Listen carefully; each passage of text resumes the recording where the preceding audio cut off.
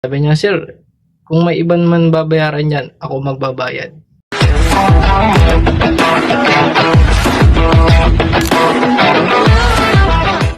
Another day, another release. So guys, once again, Alo Santiago from Mitsubishi Caloocan. Meron naman tayong panibagong release ngayon. Isa silang OFW, Seaman. So yung client natin, taga Rizal, dinayo pa tayo dito sa Caloocan. So guys, sa naghahanap ng Expander GLX na automatic, na base variant, so tara, samahan nyo ako, silipin natin yung unit na nila. So guys, ito yung unit ng client natin. So sa mga gusto dyan na naghahanap ng expander na automatic na base variant, ang presyo nito 1,159,000. So ang ganda ng promotion natin ngayon dito sa expander, napakababa lang ng down payment. So tignan natin yung unit. So ito yung gulong, guys.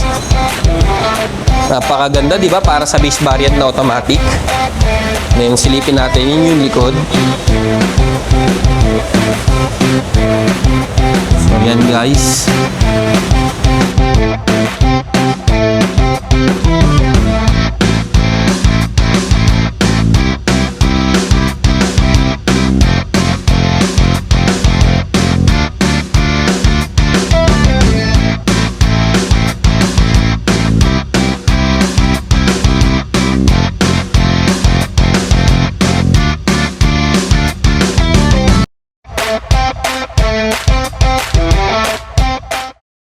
So guys, turnover na ng unit natin. So konting info lang, yung client natin, ang asawa niya, OFW, Sea-Base, isang seaman. So tatanungin lang natin yung client natin, ano ba experience siya na ako yung naging agent niya?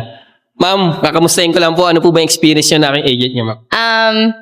Very smooth yung transaction. Tapos, every step of the way, talagang nandyan si sir para i-guide ka tsaka tulungan ka. So, wala tayong masyadong naging problema at all. Yun. Yun. Thank you. So guys, sa mga naghahanap dyan ng base variant na expander, PM nyo lang ako sa FB ko, Alo Santiago from Mitsubishi Caloocan. Hello, good morning. Shoutout pala kay Sir Alo dyan, ang agent ko ng Mitsubishi. Siya po ang way para makakuha ko ng Expander GLX 2026. Bali, nag-usap po kami about sa down payment. And then sabi ko kay Sir Alo, sir, sure ba kayo dyan na yan lang talaga ang babayaran ko? Then sabi niya, sir, kung may iban man babayaran yan, ako magbabayad. And then about sa price ng sasakyan, hindi niya pinipilit na ang kuhain ko yung mas mahal. Because usually, no, pag mahal yung sasakyan, ang agent, mas malaki ang commission. Siya po, si Sir Alo, hindi po, wala po siyang pakialam kung malaki ang magiging commission niya o magiging maliit. Basta po ang goal niya, maging satisfy yung kanyang client. Sir, mabuhay ka. Sana umangat pa ang iyong posisyon.